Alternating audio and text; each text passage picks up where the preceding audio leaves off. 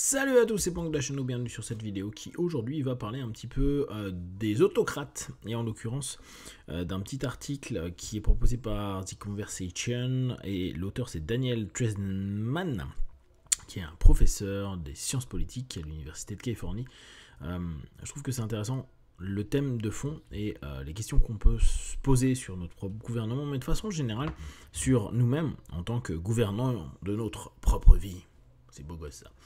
Les autocrates contemporains sont passés maîtres dans l'art de la manipulation des médias et de l'opinion. Ils évitent la répression brutale et la violence ouverte et préservent les apparences de la démocratie tout en la vidant de sa substance.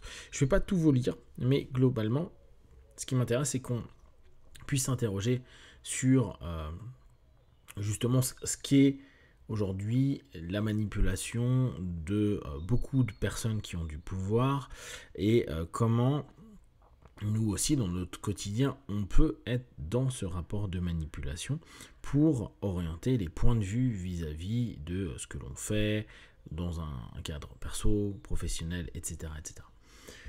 Les critiques du président Trump l'accusent souvent de nourrir des ambitions despotiques. Des journalistes et des universitaires ont établi des parallèles entre son style de leadership et celui de dirigeants autoritaires à l'étranger.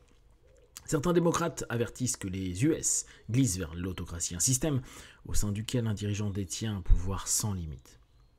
D'autres rétorquent que qualifier Trump d'autocrate est exagéré. Après tout, ce dernier n'a pas suspendu la Constitution, ni obligé les écoliers à célébrer ses mérites, ni exécuté ses rivaux comme l'ont fait des dictateurs comme Pinochet, Mao Tse-tung ou Saddam Hussein. Nous non plus, en France, on n'a pas encore tout à fait cette idée-là. Est-ce que notre dirigeant détient un pouvoir sans limite? Non. Est-ce qu'il est considéré comme un roi et ne prend pas en compte les autres? Oui. Est-ce qu'on peut considérer que c'est de l'autocratie? Sûrement pas. Mais les autocrates modernes ne ressemblent pas toujours à leurs prédécesseurs du XXe siècle. Ils ont une image soignée, évitent la violence ouverte et parlent le langage de la démocratie. Ça, c'est très intéressant. Et je pense que c'est vraiment le cœur de l'article. Image soignée, donc le paraître avant tout, et nous aujourd'hui avec les réseaux sociaux, que ce soit les politiques ou les personnes individuelles, on voit bien à quel point le mensonge de l'image que l'on peut revendre sur les réseaux est particulièrement intéressant.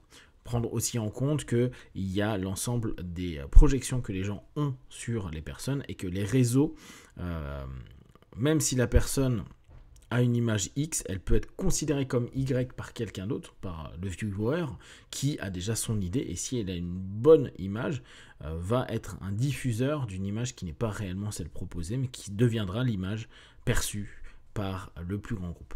Éviter la violence ouverte, ça c'est une stratégie qui est marquante et intelligente, parce que c'est effectivement quelque chose qui donne l'impression que les personnes sont bonnes, bienveillantes, c'est des termes qu'on aime à utiliser, empathiques, si on reprend la notion des dark empathes, et donc c'est cool, mais ça ne veut pas dire que s'il n'y a pas de violence ouverte, il n'y a pas de violence cachée. Et des langages de démocratie. Ils portent des costumes, organisent des élections et prétendent être les porte-parole de la volonté du peuple. Ça, on connaît bien. Même si, nous en France, on connaît la volonté du peuple, mais on n'écoute pas ce qu'il dit sur des élections, comme on a pu l'avoir avec législatives, ou même sur tout ce qui était associé avec l'Europe, etc., etc. Donc la volonté du peuple, mais pas vraiment, c'est la volonté des personnes qui ont décidé que le peuple avait décidé. Plutôt que de terroriser leurs citoyens, beaucoup utilisent le contrôle des médias et de la communication pour influencer l'opinion publique et les promouvoir des récits nationalistes. Bon, ça, on le voit beaucoup en Europe de l'Ouest, on l'a de plus en plus. Rappelez-vous des dernières élections européennes, il n'y avait que 2 pays qui étaient bruns, sauf que on sait aujourd'hui avec la Pologne, on sait avec la Hongrie, on sait avec des retournements de situation en Hollande où ça devient tendu, etc., qu'il y a de plus en plus cette notion nationaliste dans la notion un petit peu renfermée, très renfermée et un peu contre tous les autres pays et bien sûr toutes les dynamiques qu'il peut y avoir au sein du pays. Nombre d'entre eux accèdent au pouvoir non pas par des coups d'état militaires, mais par les urnes. Le soft power des autocrates contemporains. Au début des années 2000, le politologue Steller a forgé le terme d'autocratie électorale pour décrire des régimes qui organisent des élections sans réelle compétition. Qui et Wei utilisent une autre expression, celle d'autoritarisme compétitif, pour désigner des systèmes dans lesquels des partis d'opposition existent, mais où les dirigeants les affaiblissent par la censure, par la fraude électorale ou par diverses manipulations juridiques. Alors, sans forcément dire que chez nous c'est comme ça, hein. Il n'y a pas forcément de censure, il n'y a pas forcément de fraude électorale, bon bref, à étudier. Mais manipulation, on pourrait se dire, est-ce que le 49.3 il rentre dedans ? Dans mes propres travaux menés avec Gourieff, nous explorons une stratégie plus large qu'emploient les autocrates modernes pour conquérir le pouvoir. Nous l'appelons autocratie informationnelle ou dictature de la manipulation. Spin dictatorship. Ces dirigeants ne s'appuient pas sur la répression violente et je remets sur le niveau individuel. Beaucoup de personnes aujourd'hui ont bien compris qu'il ne fallait pas être violent face au monde. La violence, en plus, elle est à redéfinir, mais là, pour la politique, c'est emprisonner ou tuer des gens. Pour le monde perso, c'est frapper et être brutal à l'extérieur. Mais ça ne veut pas du tout dire qu'il n'y a pas une violence liée par les médias sociaux. Regardez le nombre de harcèlements. J'ai des copines qui sont des grosses influenceuses et qui me montrent parfois des messages qui leur sont envoyés. La violence, elle est hallucinante, alors qu'elles proposent juste des informations sur différents sujets. Donc on se rend bien compte qu'il n'y a pas besoin d'une violence avec à frapper quelqu'un, à bousculer quelqu'un ou à vouloir faire du mal à quelqu'un. Cette violence, elle se retrouve par les médias sociaux, par les médias de façon générale. Ils entretiennent plutôt l'illusion qu'ils sont compétents, qu'ils respectent les principes démocratiques et qu'ils défendent la nation. Donc ça, la notion du masque social est super bien utilisée par les politiques et aussi d'un point de vue individuel par beaucoup de personnes. La protégeant des menaces étrangères ou ennemies d'intérieur. Ok. Façade de démocratie hongroise, donc on prend en exemple Orban. Ok. Orban a conservé les structures formelles de la démocratie, tribunaux, parlement et élections régulières, mais les a systématiquement vidées de leur substance. Moi je reprends le 49.3 parce que je trouve que c'est un truc de ouf. Quand on dit on va passer au vote, que personne ne vote pour, et qu'on dit c'est pas grave, j'enclenche le 49.3, on est dans quelque chose d'hyper antidémocratique et hyper manipulatoire, parce qu'on fait croire qu'il y a des discussions alors qu'il n'y en a pas, et que on est juste dans quelque chose qui est, on fait ce que le président et / le gouvernement a décidé. On n'est quand même pas mieux, donc c'est un petit peu aussi vider une substance de ce que pourrait être un parlement momenté. Là il papote d'Orban. Au cours des dernières décennies, des variantes de la dictature de manipulation sont apparues à Singapour, en Malaisie, au Kazakhstan, Russie, Équateur et Venezuela. Des dirigeants comme Chavez et le jeune Poutine ont consolidé leur pouvoir et marginalisé l'opposition en usant de violences limitées. J'aime bien le violence limitée. Rappelez-vous, M. Poutine était un agent du KGB / FSD et ils avaient quelques petites techniques sympathiques. Je ne mets pas M. Poutine forcément à mal. Nous, on a aussi des services secrets qui s'occupent de certaines choses où je pense qu'il y a des personnes qui ne parlent plus. D'ailleurs, on a eu des suicides bizarres ces derniers mois. Mais après, ça fait partie de la politique, ça le fera toujours, et il n'y a pas un pays qui est mieux qu'un autre là-dessus. On aime bien l'utopie, se dire on est dans une démocratie, mais non, c'est pas vrai. On est dans un système qui se veut démocratique, mais est-ce qu'on l'est vraiment ? Ça sera à définir. À partir du rapport des droits humains, de sources historiques et de médias locaux, Gourieff et moi-même avons constaté que l'incidence mondiale des assassinats politiques et des emprisonnements par des autocrates ont fortement diminué des années 80 à 2010. Alors depuis 2010, j'aimerais bien savoir.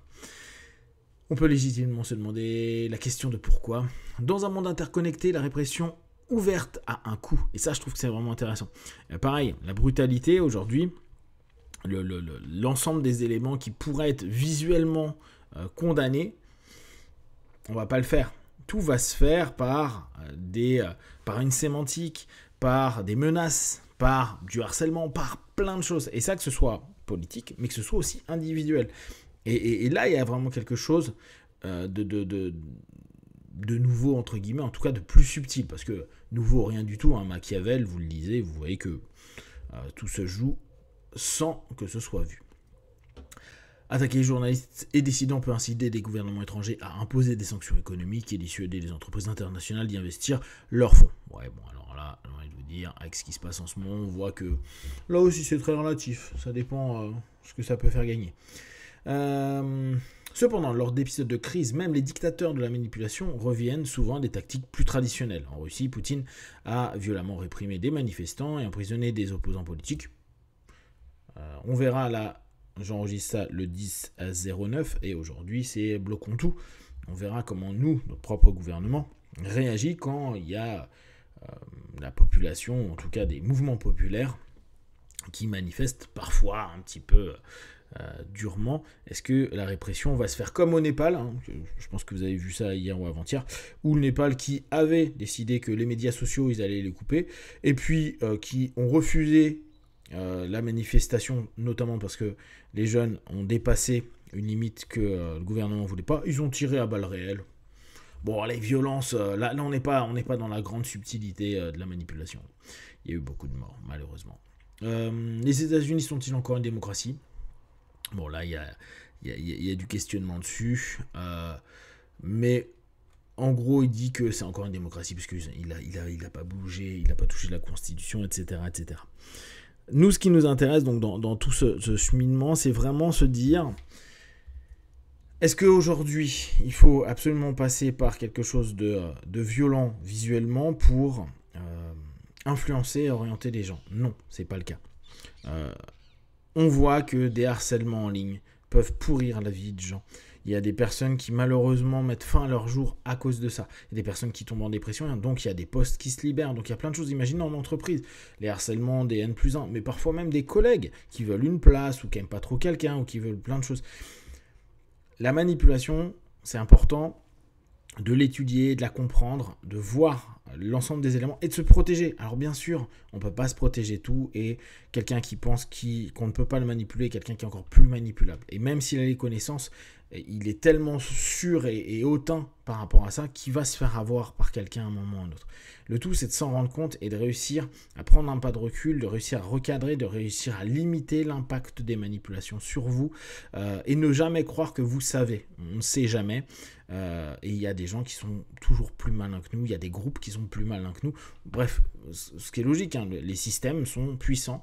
Et c'est juste nous protéger les gens autour de nous ou les systèmes dans lesquels on est pour qu'il y ait un maximum de clarté et de réponse à des volontés manipulatoires. Mais là encore, la manipulation qui est subtile, c'est dur d'aller l'attaquer directement parce que à aucun moment ça va être fait frontalement. Et là, c'est là où ça devient intéressant d'étudier les stratégies manipulatoires, de les comprendre et les bloquer à certains moments pour empêcher que ça se développe trop. Si vous avez des questions et des remarques sur le sujet, partagez sur Facebook, YouTube, j'y répondrai le plus rapidement possible. Comme d'habitude, de tout ce que je propose, ne prenez que ce qui est bon et juste pour vous. Testez, observez, analysez et concluez. Puis one, ciao.